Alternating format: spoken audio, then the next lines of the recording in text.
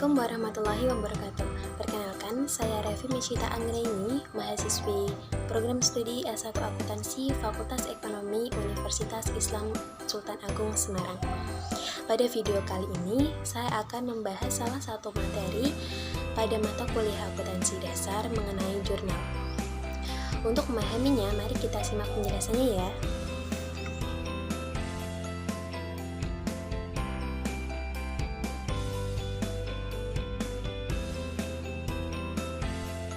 Sudah tidak asing lagi dengan kata jurnal di dalam akuntansi.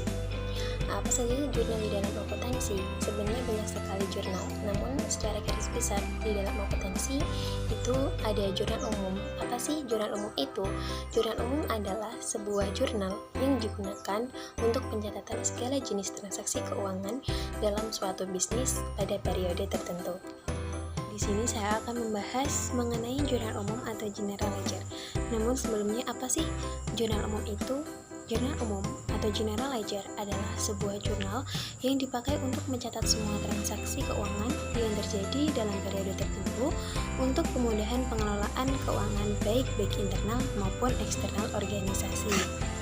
Kita akan membahas tentang tujuan dibuatnya jurnal umum. Yang pertama adalah mengidentifikasi terhadap transaksi yang terjadi.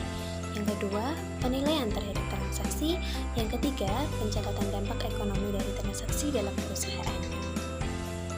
Nah, di sini ada fungsi jurnal umum atau general ledger. Yang pertama adalah fungsi historis. Dalam hal ini, jurnal umum menggambarkan aktivitas suatu perusahaan setiap hari secara berurutan dan terus-menerus. Yang kedua adalah pencatatan. Semua transaksi yang terjadi pada perusahaan dicatat dalam jurnal umum. Yang ketiga adalah analisis. Semua pencatatan transaksi yang dilakukan dalam jurnal umum adalah hasil analisis transaksi berupa debit dan kredit yang terpengaruh. Selanjutnya adalah proses pencatatan dalam general ledger, tidak hanya sebatas elemen transaksi namun bersifat perintah atau petunjuk kredit atau debit yang disebut dengan instruksi, dan selanjutnya adalah informatif. Kita mempelajari tentang prinsip dasar dalam pembuatan jurnal umum atau general ledger.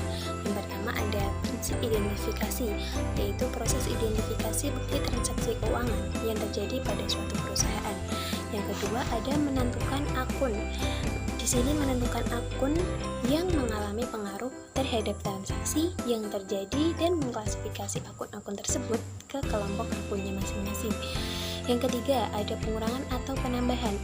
Di sini maksudnya adalah menentukan apakah terjadi pengurangan atau penambahan terhadap akun yang berhubungan dengan transaksi. Yang selanjutnya adalah prinsip dasar memutuskan. Di sini maksudnya adalah memutuskan apakah melakukan kredit atau mendebit akun yang berhubungan dengan transaksi. Yang terakhir adalah catatan transaksi. Di sini maksudnya adalah membuat catatan transaksi ke dalam jurnal umum atau general ledger berdasarkan bukti yang ada. Sebelum kita membuat jurnal umum, hal yang paling penting yang harus kita pahami adalah mengenai saldo normal. Nah, saldo normal itu sendiri bertujuan untuk menentukan akun-akun dalam transaksi, apakah berada pada posisi debit dan apakah berada pada posisi kredit. Nah, kita bisa lihat posisi saldo normal yang ada di slide ini. 6 akun. Yang pertama adalah aset atau harta. Apabila harta bertambah, maka posisinya ada di debit, namun apabila aset berkurang, posisinya ada di sebelah kredit. Selanjutnya, hutang. Apabila hutang bertambah, posisinya ada pada kredit, dan apabila hutang berkurang, posisinya ada pada debit. Selanjutnya adalah modal. Di sini apabila modal bertambah, maka posisinya ada di kredit, dan apabila berkurang, maka posisinya ada di debit. Selanjutnya adalah pendapatan. Apabila pendapatan bertambah, maka berada pada posisi kredit, namun apabila pendapatan berkurang, posisinya ada di debit. Yang terakhir adalah beban atau biaya, atau biasa kita sebut dengan expense. Di sini apabila biaya kita bertambah, maka berada pada posisi debit, namun apabila berkurang, ada pada posisi kredit. Beberapa tahapan yang harus kita kerjakan setelah kita membuat jurnal umum. Setelah kita membuat jurnal umum, langkah selanjutnya adalah memposting jurnal umum kita ke dalam buku besar. Di sini apakah sih posting buku besar itu? Posting buku besar adalah proses pemindah bukuan informasi atau data akuntansi dari buku jurnal atau neraca saldo awal periode ke buku besar. Yang ketiga atau tahapan selanjutnya adalah kita membuat neraca saldo, yaitu sebuah daftar dengan seluruh jenis nama akun dengan saldo totalnya yang disusun secara sistematis. Kita bisa melihat contoh transaksi dan juga jurnal umum. Berikut transaksi-transaksi di servis komputer Farhan yang terjadi pada bulan April tahun 2020. Di sini transaksi tanggal 1 April, Tuan Farhan menyetorkan uang pribadinya ke kas perusahaan sebesar 55 juta rupiah. Nah, di sini kas akan bertambah sebesar 55 juta rupiah di debit. Mengapa kas bertambah? Karena di sini dalam transaksinya telah tertulis bahwa Tuan Farhan itu menyetorkan uang pribadinya ke kas perusahaan. Jadi kas perusahaan akan bertambah. Nah, mengapa kas bertambah di posisi debit? Karena kas adalah kelompok dari harta atau aset, yang mana apabila harta atau aset itu bertambah, maka posisinya ada di debit. Nah, jadi pada tanggal 1 April ini kas bertambah sebesar 55 juta rupiah pada posisi debit. Nah, akun selanjutnya yang terpengaruh adalah modal Tuan Farhan. Di sini modal Tuan Farhan bertambah sebesar 55 juta rupiah pada posisi kredit. Nah, mengapa posisinya di kredit? Karena modal apabila bertambah maka posisinya ada di kredit, dan apabila berkurang maka posisinya ada di debit. Selanjutnya, tanggal 3 April, servis komputer Farhan membeli bahan habis pakai sebesar 22 juta rupiah secara tunai. Nah, di sini kalian jangan bingung ya mengenai bahan habis pakai. Di sini bahan habis pakai sama artinya dengan perlengkapan. Nah, di sini servis komputer Farhan itu membeli perlengkapan sebesar 2 juta rupiah secara tunai. Maka jurnal umumnya ini perlengkapan bertambah sebesar 22 juta rupiah pada posisi debit. Nah, mengapa perlengkapan bertambah? Karena di sini pada tanggal 3 April ini servis komputer Farhan itu membeli perlengkapan sebesar 22 juta rupiah. Nah, mengapa posisinya itu di debit? Nah, karena perlengkapan itu masuk ke kelompok harta atau aset. Nah, jadi apabila bertambah maka posisinya ada di debit. Nah, perlengkapan pada kali ini bertambah sebesar 22 juta rupiah pada posisi debit. Selanjutnya adalah kas. Nah, di sini kas berkurang sebesar 22 juta rupiah di kredit. Nah, mengapa kas berkurang? Karena di sini kas perusahaan itu digunakan untuk membayar perlengkapan yang telah kita beli, karena di situ tertulis dibayar secara tunai, maka otomatis kas kita berkurang untuk membayar peralatan sebesar 22 juta rupiah. Nah, mengapa kas berada pada posisi kredit? Karena kas atau harta itu apabila berkurang maka posisinya ada pada kredit. Nah, selanjutnya pada tanggal 5 April Tuan Farhan mengambil uang kas perusahaan sebesar 4 juta rupiah untuk keperluan pribadinya. Nah, di sini pada tanggal 5 prive Tuan Farhan. Jadi di sini timbul prive ya teman-teman. Di sini karena Tuan Farhan mengambil uang kas, uang perusahaan untuk keperluan pribadinya. Jadi di sini prive Tuan Farhan itu bertambah sebesar 4 juta rupiah di debit. Nah, di sini mengapa prive bertambah itu di debit? Karena prive merupakan biaya atau expense. Jadi di sini apabila biaya atau expense bertambah maka posisinya ada di debit. Selanjutnya adalah kas. Di sini kas berkurang karena kas perusahaan telah diambil Tuan Farhan untuk keperluan pribadinya. Jadi di sini kas berkurang sebesar 4 juta rupiah ada pada posisi kredit. Baik, transaksi selanjutnya adalah tanggal 9, yaitu servis komputer Farhan membeli peralatan dari toko elektronik sebesar 12 juta rupiah secara kredit. Nah, di sini pada tanggal 9 April keterangannya adalah peralatan. Di sini peralatan bertambah sebesar 12 juta rupiah berada pada posisi debit karena peralatan juga termasuk dalam kelompok aset atau harta. Jadi apabila bertambah posisinya ada pada debit. Nah, lalu selanjutnya ada hutang usaha. Di sini hutang usaha bertambah sebesar 12 juta rupiah di kredit, karena apabila hutang bertambah maka posisinya ada pada kredit. Nah, di sini mengapa kok menimbulkan hutang usaha? Karena di sini sudah tertulis bahwa servis komputer Farhan membeli peralatan dari toko elektronik sebesar 12 juta rupiah secara kredit. Nah, jadi di sini timbul hutang usaha ya.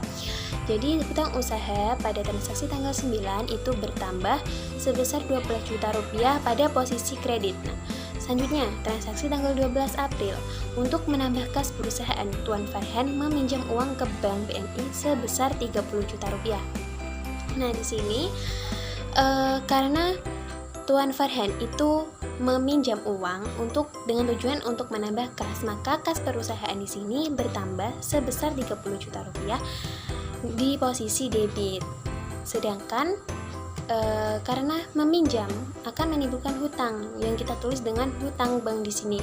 Jadi hutang bank di sini bertambah sebesar 30 juta rupiah pada posisi kredit. Nah, selanjutnya pada tanggal 14 April, servis komputer Farhan menerima jasa servis komputer sebesar 15 juta rupiah dari customer. Nah, di sini karena kita telah menyelesaikan jasa servis komputer dan kita telah menerima pembayaran atau uang dari customer, maka kas akan bertambah sebesar 15 juta rupiah dan posisinya ada pada debit. Selanjutnya, pendapatan jasa juga akan bertambah sebesar 15 juta rupiah. Karena mengapa pendapatan jasa yang bertambah? Karena di sini servis komputer Farhan itu telah menyelesaikan tugasnya, telah menyelesaikan jasa servis komputer kepada pelanggan. Transaksi selanjutnya tanggal 16 April, di sini Tuan Farhan membayar sebagian hutang kepada toko elektronik sebesar 6 juta rupiah untuk pembelian kredit pada tanggal 9 April. Nah, di sini hutang usaha di sini berkurang sebesar 6 juta rupiah pada posisi debit. Mengapa hutang usaha di sini pada posisi debit? Karena di sini Tuan Farhan telah membayar hutang kepada toko elektronik, jadi hutangnya di sini kan berkurang sesuai dengan posisi saldo normal tadi. Itu apabila hutang berkurang maka ada pada posisi debit. Nah, di sini jadi hutang usaha berkurang sebesar 6 juta rupiah dan posisinya ada di debit. Selanjutnya adalah akun yang terpengaruh selanjutnya adalah kas. Di sini kas itu berkurang sebesar 6 juta rupiah. Mengapa berkurang? Karena kas telah kita gunakan untuk membayar hutang kepada toko elektronik sebesar 6 juta rupiah dan posisinya ada di kredit. Lalu pada tanggal 20 April di sini Tuan Farhan membayar gaji 2 karyawan sebesar 6.500.000. Nah, pada tanggal 20 April ini biaya gaji karyawan itu bertambah sebesar 6.500.000. Nah, di sebelah debit. Mengapa demikian? Karena pada posisi saldo itu biaya atau beban atau yang bisa disebut dengan expense apabila bertambah maka posisinya ada di sebelah debit. Jadi di sini gaji karyawan, membayar gaji karyawan sebesar 6.500.000. Jadi di sini biaya gaji karyawan bertambah sebesar 6.500.000 berada pada posisi debit. Sedangkan kas itu berkurang sebesar 6.500.000 ada pada posisi kredit. Mengapa berkurang? Karena kas telah digunakan untuk membayar gaji karyawan. Selanjutnya pada tanggal 22 April, bahan habis pakai yang dibeli tunai tanggal 3 April sebagian dikembalikan karena cacat sebesar 2 juta rupiah. Nah, di sini tanggal 22 ini kas kita menjadi bertambah sebesar 2 juta rupiah di debit. Nah, mengapa demikian? Mengapa kas bisa bertambah? Karena di sini yang sebelumnya kita membeli perlengkapan secara tunai. Nah, namun pada tanggal 22 ini perlengkapan tersebut dikembalikan karena cacat. Nah, jadi kas kita juga dikembalikan sebesar 2 juta rupiah. Jadi, kas perusahaan kita itu bertambah sebesar 2 juta rupiah ada pada posisi debit. Sedangkan perlengkapan di sini menjadi berkurang karena dikembalikan kan tadi. Jadi perlengkapan pada kali ini berkurang sebesar 22 juta rupiah ada pada posisi kredit. April, servis komputer Farhan melakukan jasa perbaikan komputer sebesar 15 juta rupiah, diterima kas sebesar 5 juta rupiah dan sisanya dibayar kemudian. Nah, di sini kita perlu menganalisis satu persatu ya.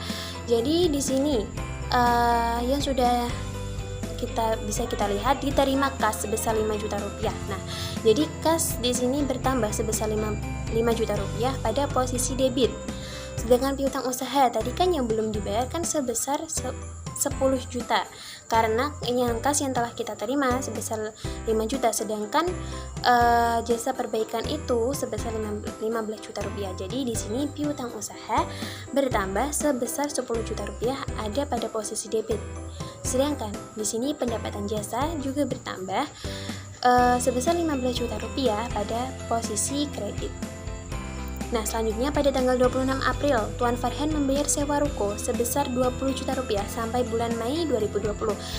Nah, jurnal umumnya adalah sewa dibayar di muka itu bertambah sebesar 20 juta rupiah ada pada posisi debit. Nah, di sini mengapa sewa dibayar di muka itu pada posisi debit? Karena sewa dibayar di muka itu juga termasuk ke kelompok aset kita. Jadi di sini apabila bertambah maka posisinya ada di debit. Nah, di sini. Selanjutnya kas. Di sini kas berkurang. Mengapa demikian? Karena kas tersebut digunakan untuk membayar sewa ruko. Nah, di sini kas berkurang sebesar 20 juta rupiah ada pada posisi kredit. Nah, selanjutnya pada tanggal 28 April membayar biaya listrik, air, dan telepon sebesar Rp550.000. Nah, jurnal umumnya keterangannya biaya listrik, air, dan telepon itu bertambah sebesar Rp550.000 pada posisi debit. Sedangkan kas berkurang sebesar Rp550.000 ada pada posisi kredit. Mengapa demikian? Karena kas digunakan untuk membayar biaya air, listrik, dan telepon. Jadi kas berkurang sebesar Rp550.000 ada pada posisi kredit. Nah, di sini pada tanggal 29 April membeli perlengkapan servis komputer secara kredit sebesar 4 juta. Jadi di sini perlengkapan bertambah di debit sebesar 4 juta dan hutang usaha bertambah di kredit sebesar 4 juta.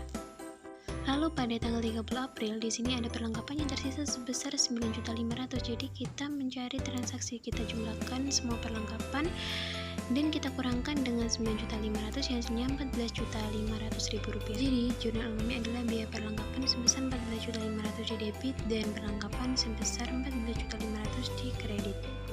Kita bisa lihat tentang jurnal umum, di mana di sini merupakan ringkasan atau resume dari jurnal-jurnal yang telah kita kerjakan secara terpisah-pisah tadi. Jadi apabila dijadikan satu, bentuknya akan seperti ini. Nah, jadi apabila dalam pembuatan jurnal atau laporan keuangan apapun itu kita perlu memperhatikan kopnya. Di sini untuk baris pertama itu kita menuliskan tentang mengenai nama perusahaan yang akan kita analisis transaksinya. Yang kedua, kita tulis tentang analisisnya baik itu jurnal umum atau neraca saldo, laporan keuangan dan lain-lain. Terus yang baris ketiga itu kita menuliskan periode kita mentransaksi ya. Ini apabila digabungkan dari transaksi-transaksi yang telah kita cari secara terpisah-pisah tadi.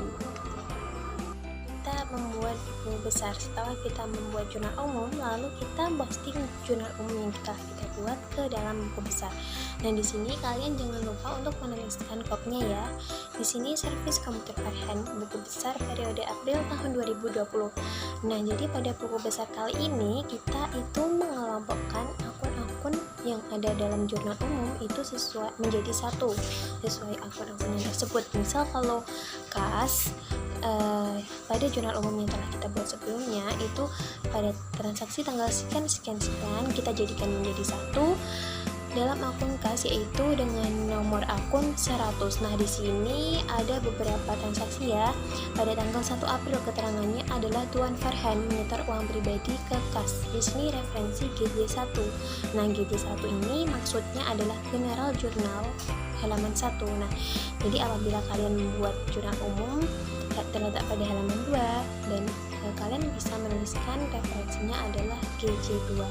Nah, di sini Tuan Ferry menyetor uang pribadi ke kas, referensinya adalah GJ1 karena ada pada halaman 1. Di sini sebesar 55 juta rupiah pada posisi debit. Nah, di sini karena di kredit tidak ada nominalnya, jadi saldonya ada pada posisi debit sebesar 55 juta rupiah. Di sini balance itu sama artinya dengan saldo ya. Jadi selanjutnya pada tanggal 3 April keterangannya di sini adalah membeli bahan habis pakai secara tunai. Di sini referensinya adalah GJ1 sebesar 22 juta rupiah di sebelah kredit. Nah, di sini kita mempunyai saldo di sebelah debit, namun pada tanggal 3 ini kita mempunyai sebesar 22 juta rupiah ada pada posisi kredit. Lalu kita kurangkan 55 juta rupiah dengan 22 juta rupiah.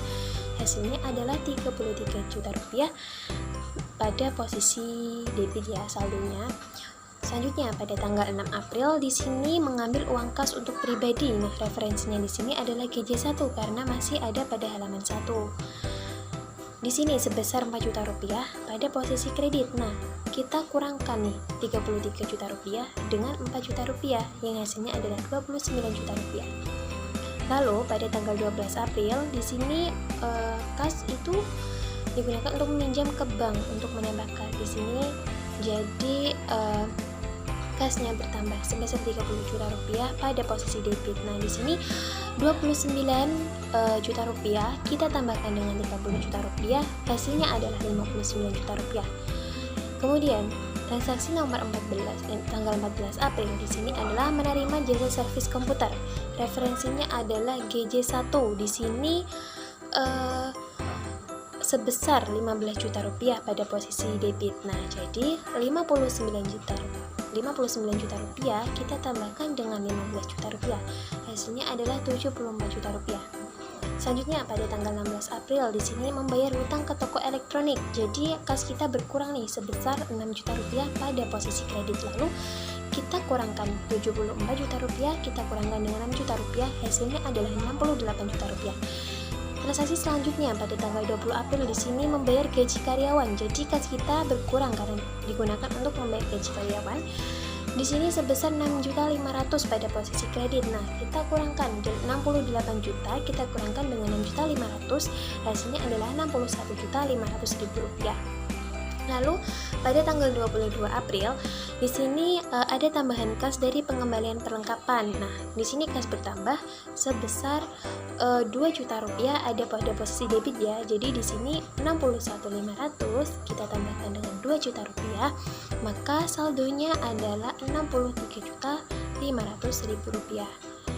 Nah, selanjutnya tanggal 25 April di sini melakukan jasa perbaikan komputer. Di sini referensinya masih GJ1 ya karena masih pada halaman 1. Di sini sebesar 5 juta rupiah pada posisi debit. Nah, kita tinggal tambahkan saja 63.500 dari saldo yang sebelumnya, kita tambahkan dengan 5 juta rupiah sama dengan 68.500.000 rupiah. Selanjutnya adalah membayar sewa ruko nih pada tanggal 26 April. Referensinya masih pada GJ1 di sini sebesar 20 juta rupiah pada posisi kredit. Jadi saldonya kita kurangkan dengan 20 juta rupiah. 68.500 kita kurangkan dengan 20 juta rupiah, hasilnya adalah 48.500.000 rupiah. Untuk terakhir, ini tanggal 28 April di sini membayar biaya listrik, air dan juga telepon. Referensinya adalah GJ1. Di sini sebesar 550.000 rupiah karena kas berkurang ya. Jadi 48.500 kita kurangkan dengan 550.000 rupiah, hasilnya adalah 47.950.000 rupiah. Nah, di sini saldonya ada pada sebelah debit. Kelompok piutang saya dengan nomor akun 101. Di sini ada tanggal 25 April dengan keterangan jasa perbaikan komputer yang belum dibayar pada tanggal 25. Di sini referensinya adalah GJ2 atau General Jurnal 2 karena jurnal umum yang saya buat pada tanggal 25 itu terdapat pada halaman 2. Di sini sebesar 10 juta rupiah pada posisi debit. Jadi Jadi di sini piutang usaha itu bertambah sebesar 10 juta rupiah pada posisi debit. Lalu saldonya itu sebesar 10 juta rupiah pada posisi debit. Selanjutnya kelompok perlengkapan di sini dengan nomor akun 102. Di sini ada 4 transaksi pada tanggal 3 April. Di sini membeli bahan habis pakai. Referensinya adalah GJ1 sebesar 22 juta rupiah pada posisi debit. Nah, jadi di sini saldonya itu sebesar 22 juta rupiah pada posisi debit. Balance-nya 22 juta rupiah posisi debit ya. Selanjutnya pada tanggal 22 April di sini keterangannya adalah pengembalian bahan habis pakai karena cacat. Di sini referensinya adalah masih GJ1 sebesar 2 juta rupiah di sebelah kredit. Nah, di sini karena perlengkapan itu berkurang, maka posisinya ada pada sebelah kredit sebesar 2 juta rupiah. Di sini kita tinggal mengurangkan dari saldo pada tanggal 3 April di sini, maka 22 juta kita kurangkan dengan 2 juta, maka hasilnya adalah 20 juta rupiah dengan saldo pada posisi debit. Selanjutnya pada tanggal 29 April keterangannya adalah pembelian perlengkapan lagi. Di sini ada pada GJ2 sebesar 4 juta rupiah pada posisi debit karena perlengkapan bertambah, maka posisinya jadi debit. Nah, di sini kita tinggal menjumlahkan saldo pada tanggal 22 April sebesar 20 juta rupiah, kita jumlahkan dengan 4 juta rupiah sehingga hasilnya adalah 24 juta rupiah. Nah, untuk yang terakhir tanggal 30 perlengkapan yang telah digunakan. Referensinya adalah GJ2 di sini sebesar 14.500.000 secara di posisi kredit. Nah, kita tinggal mengurangkan 24 juta rupiah kita kurangkan dengan 14.500.000 rupiah yang hasilnya adalah 9.500.000 rupiah dengan saldo posisi di debit. Selanjutnya ada kelompok sewa dibayar di muka di sini dengan akun 103. Tanggal transaksinya adalah 26 April. Di sini keterangannya adalah membayar sewa ruko sampai bulan Mei tahun 2020.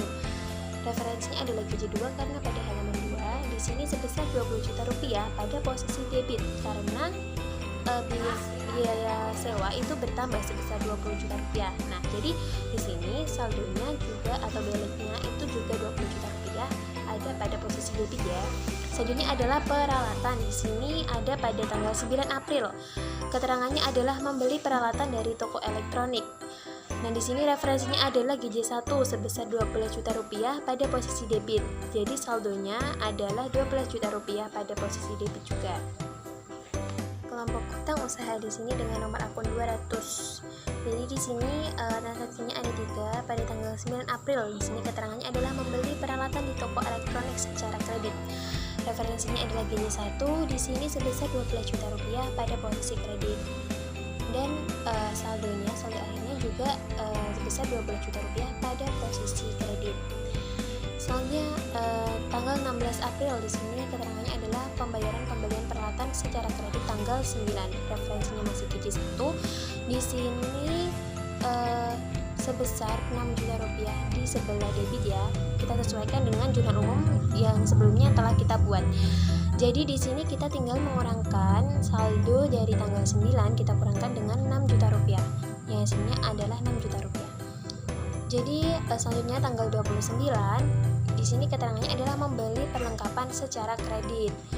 Di sini referensinya adalah GJ2 dan sebesar 4 juta rupiah pada posisi kredit. Nah, kita tinggal menjumlahkan nih 6 juta rupiah kita tambahkan dengan 4 juta rupiah sama dengan 10 juta rupiah.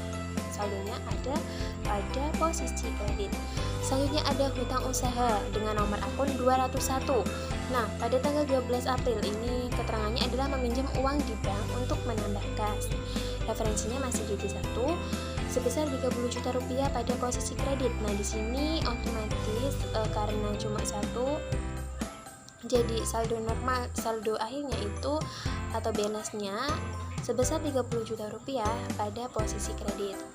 Nah, selanjutnya adalah ada modal Tuan Farhan di sini dengan nomor akun 300.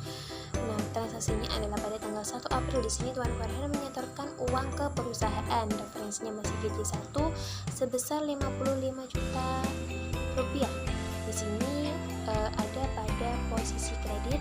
Jadi balance-nya ada pada posisi kredit sebesar 55 juta rupiah. Jadi selanjutnya ada price transfer yang di sini dengan nomor akun 301. Transaksinya adalah pada tanggal 6 April. Keterangannya adalah mengambil uang perusahaan untuk pribadi. Referensinya masih GC1 karena jurnal umum yang saya buat pada tanggal 6 April itu masih pada halaman 1 ya.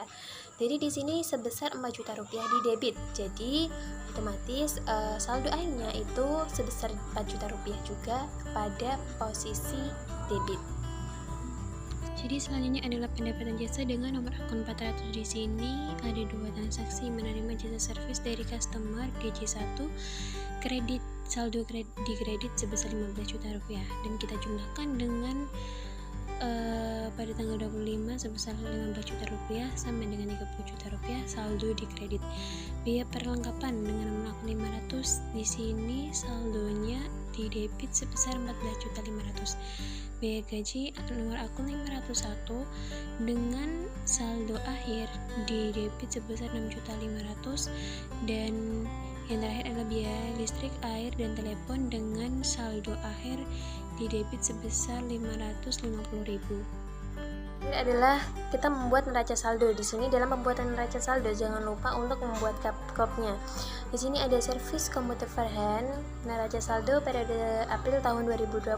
Nah, di sini kita harus menuliskan nomor akun mulai dari kelompok akun kepala 1 hingga kelompok akun kepala 5. Di sini ada kas sebesar 47.950.000 rupiah ada pada posisi debit. Nah, dari manakah angka tersebut diperoleh dan kok bisa sih ada pada posisi debit? Nah, jadi jawabannya kita bisa melihat pada postingan buku besar sebelumnya. Nah, di situ kelompok kas tadi kan menghasilkan saldo akhir sebesar 40.950.000 rupiah pada posisi debit. Nah, kita tinggal pindahkan saldo tersebut ke dalam neraca saldo. Begitu juga dengan akun-akun yang lainnya. Seperti piutang usaha di sini sebesar 10 juta rupiah ada pada posisi debit. Nah, kita bisa melihatnya dari buku besar yang kita buat sebelumnya. Kelompok piutang usaha menghasilkan saldo sebesar 10 juta rupiah di debit. Di sini perlengkapan sebesar 9.500.000 di debit, sewa dibayar di muka sebesar 20 juta rupiah di debit, peralatan sebesar 12 juta rupiah di debit. Jadi kita bisa mengisi neraca ini dengan melihat saldo yang ada pada buku besar sesuai dengan akunnya ya. Di sini ada hutang usaha sebesar 10 juta rupiah. Di posisi kredit ada hutang bank sebesar 30 juta rupiah. Di posisi kredit ada modal tuan Farhan sebesar 55 juta rupiah pada posisi kredit. Di sini juga ada Prive dengan nomor akun 301 sebesar 4 juta rupiah ada pada debit. Nah, selanjutnya pendapatan jasa sebesar 30 juta rupiah ada pada posisi kredit. Biaya-biaya ini ada biaya perlengkapan, gaji, listrik itu berada pada posisi debit, di mana biaya perlengkapan sebesar 14.500.000 rupiah berada pada posisi debit. Biaya gaji sebesar 6.500.000 rupiah berada pada posisi debit, dan biaya listrik, air, dan telepon sebesar 550.000 rupiah pada posisi debit. Nah, intinya dalam mengisi neraca saldo ini kita bisa melihat saldo yang telah kita buat sesuai dengan buku besar yang kita buat sebelumnya. Nah, di situ kan tertera saldo-saldo akhirnya, kita tinggal pindahkan ke neraca saldo. Nah, tergantung apakah saldo tersebut ada pada posisi debit atau posisi kredit. Nah, apabila ada pada posisi debit, kita tinggal memasukkan ke neraca saldo pada posisi debit pula. Dan apabila pada posisi kredit, kita memasukkannya ke neraca saldo pada posisi debit. Di sini jumlah antara debit dengan kredit harus balance atau seimbang. Nah, apabila tidak balance atau belum seimbang, artinya ada kesalahan kita dalam menganalisis transaksi-transaksi sebelumnya, baik itu dari jurnal umum atau posting buku besar. Nah, jadi kita usahakan jumlah ini harus balance antara debit dan kredit. Sekian penjelasan dari saya. Semoga video kali ini yang saya buat mengenai jurnal umum dapat bermanfaat bagi kita semua. Terima kasih atas perhatiannya. Apabila ada salah kata, saya mohon maaf sebesar-besarnya. Terima kasih.